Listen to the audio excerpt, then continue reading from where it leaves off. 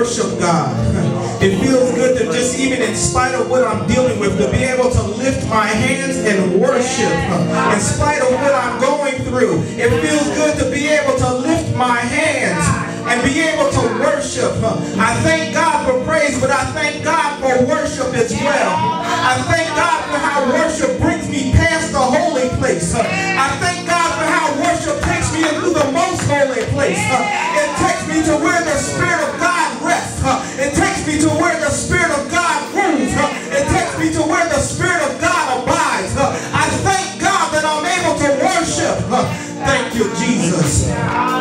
It feels good to worship. Amen. Just look at somebody, just tell them it feels so good to worship. It feels so good. Oh, yes, yes. Look at somebody else, tell them it feels good to worship the Lord. Good to worship. Woo! Lord, you may be seated. Oh, my God, my God. That worship just stirred up something in here. Worship just stirred up the Spirit of God even the more. I don't know if you can feel it, but worship just caused the anointing to just fall on the house that much more. My God, true worship. True worship. I love true worship because true worship allows you to worship God in spirit and in truth. Come on, Holy Ghost. Thank you, Jesus. It feels good to worship God. And I promise you, I'm not going to be before you long. This is not going to be a long word today. But I really believe that God has come to encourage us. God has come to send through His word. He's come to send to the people of God, to us, a reminder today. I'm just so excited about the word of God. I'm excited about being in the house of God. Are you excited about being in the house of God today? My God, my God. My God, don't look at the numbers. Come on, somebody, don't look at the numbers. But remember what the word of God says. It says, where 2 or 3 are gathered in His name, that He is in the midst. And I see more than 3 people in the house. So I am able to praise God because He's going to fulfill His word. He said, where 2 or 3 are gathered. I praise God because we're more than 2 and we're more than 3. Which lets me know that God has stepped, oh my God, my God. God has stepped up into the house. Hallelujah. My God, I just feel stirred up in my spirit today. And I'm going to just get out the way and just let God have His way. Amen. But let's be decent and in order. I certainly give honor to God.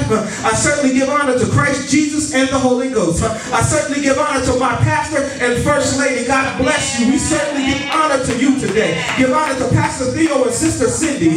Give honor to Brother Reese. Sis, God bless you. To everybody in the house, even the young people that counted it not robbery to come up into the house of God. Come on, can we give God a hand of praise even for the young folk that are in the house of God today? My God, last but not least, I give honor to my lovely wife. My God, that's putting up with my craziness right now because I just cannot stand still. I don't know what it is, but it just feels like the Spirit of God is just trying to stir up something. I was pacing when I got up this morning. I was pacing yesterday. I was pacing 2-3 o'clock in the morning on Thursday. I was pacing when I got up, and my wife, I'm just like, just trying to steal away for a moment and just let God speak. And I thank God for you, baby, for putting up with all that craziness. I promise you, once the word is released, I'm all yours, baby. I'm all yours today. God bless you. My God, my God. But let's just be obedient and let the Holy Ghost release this word. Amen. And the title of today's message simply is this: Lift Up Jesus. All right. That's it. It's plain simple. Let's lift up Jesus. Amen. Amen. My God, my God. Let me just take a moment to pray. And once we come out of prayer, I'm going to just ask you to please stand for the reading of God's word. We're going to begin in the book of John chapter 3. But even before we go to the word, let's just close our eyes and just even entreat God for a moment. Father, we thank you today for what you're about to do. We're just putting a demand on heaven. We're just stepping out on faith. We are just coming with a spirit of anticipation that you're going to do something in the house today. We just come in anticipation that where your spirit is, something is going to happen. When you step into the place, God, you're not only is your word going to go forth, but your anointing is going to go forth. Your presence, your power, your glory, your spirit is going to come forth. We thank you for what you're about to do. We thank you not just for a rhema word. We thank you not just for Lord God, just a logos word. We thank you not just, Lord God, just for the word, but we thank you, Lord God, not just for a life-changing word, but we thank you today for a life application word. We thank you, Lord God, that this is a word that we can use right here and right now. Not 200 years ago, but today. Not 2,000 years ago, but we thank you for a word that we can use right now today in our situations. Father, we thank you. We praise you. We you, we honor you in Jesus' name, amen. My God, lift up Jesus. If we could all please, if you're able, stand for the reading of God's word. We're going to begin in John chapter 3. We're going to begin in verse 5, and I'm going to end at verse 17. And what we're doing, we're simply picking up in the conversation that Jesus is having with Nicodemus. And if you haven't, just say amen. If you don't, say hold on a moment. Amen. We're going to beginning reading in verse 5. The Bible says, Jesus answered, verily, verily, I say unto thee, except a man be born of water and of the Spirit, he cannot enter into the kingdom of God. That which is born of the flesh is flesh, and that which is born of the Spirit is spirit. Marvel not that I said unto thee, ye must be born again. The wind bloweth where it listeth, and thou hearest the sound thereof, but canst not tell whence it cometh and whither it goeth. So is everyone that is born of the Spirit. Nicodemus answered and said unto him, how can these things be? Jesus answered and said unto him, art thou a master of Israel, and knowest not these things?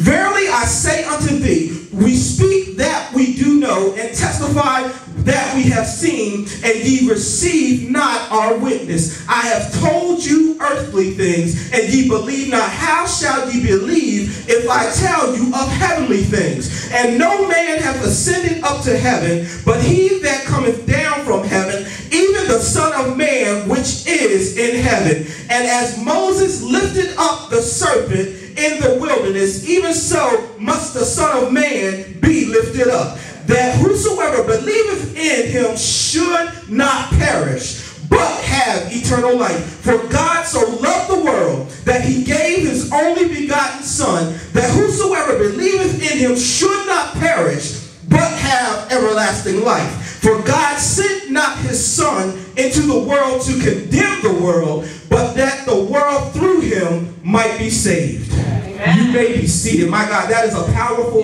powerful, powerful passage of text. And again, we were just simply picking up the conversation that Nicodemus was having with Jesus. Nicodemus, we know, went to him at night. He began to ask him questions, and Jesus began to explain to him how we must be born again. And he began to explain to him, just the process of salvation, the purpose of why he was here, the purpose and the reason why he came to earth. My God, was to lay down his life. Like he said in John 3:16, that whosoever should believe in him shall not perish, but have everlasting life. But as I was reading this passage of text, the Spirit of God kept taking just drawing my eyes back to verse 14. And verse 14 was simply saying, and as Moses lifted up the serpent in the wilderness, even so must the Son of Man be lifted up. And we know, as you read this, that he was speaking about his crucifixion, about how he was going to die.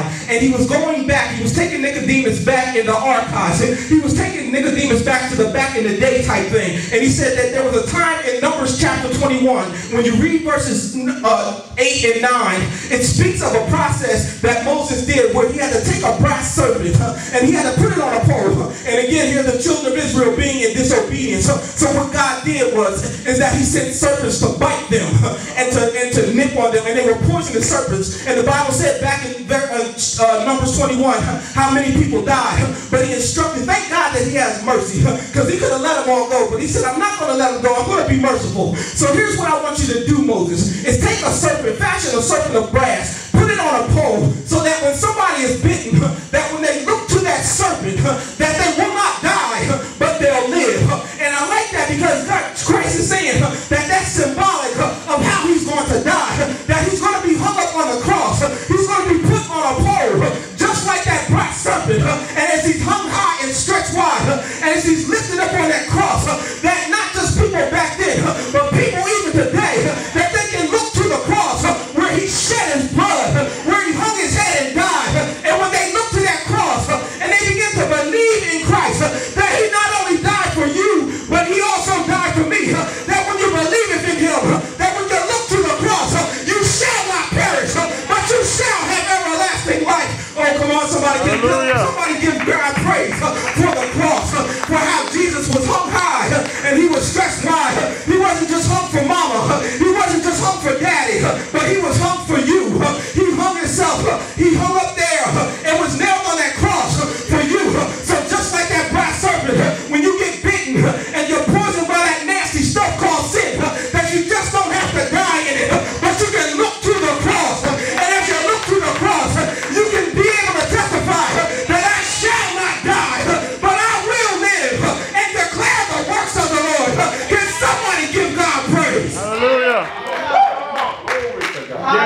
Come on, come on. Jesus was talking about how he was hung. His manner of death, how he was going to be lifted up on the cross. And it was just speaking of his crucifixion. We understand that.